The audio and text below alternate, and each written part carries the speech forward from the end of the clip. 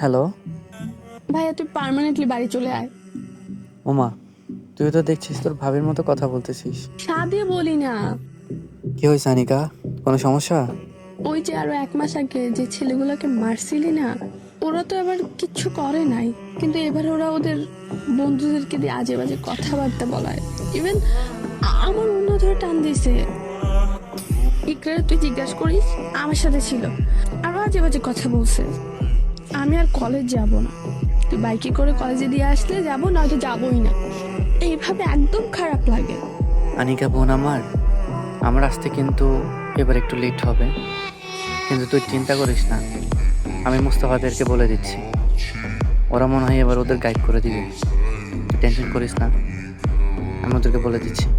আমি কলেজে যাব না, তুই যতই নারকেল নিয়ে না যা। আচ্ছা, আমি বাসায় বলে দিব আম্মুকে, তুই চিন্তা করিস না। ঠিক আছে ভাইয়া। আর হ্যাঁ, সাবধানে চলাফেরা করবে। আচ্ছা ভাইয়া। ওই দিন তোরা ওরে কি মারছস? ওর সাহস কিভাবে হয় ও ওর বন্ধু বান্ধবকে নিয়ে আমার বোনকে আবার টিচ করে? কই থাকস তোরা? সরি মামা, ওই দিন তুই ইচ্ছা মতো মারছি, কিন্তু আবার এমন করবে এইটা তো হওয়ার কথা না। আচ্ছা তুই ঠান্ডা হ, কে কে জ্বালাইছে আবার বল। হোয়াটসঅ্যাপ থেকে আমি তোকে পিক কালেক্ট করে দিচ্ছি, ঠিক আছে? আর এইবার মারলে যেন হাত পা গুঁড়ো গুঁড়ো হয়ে যায়।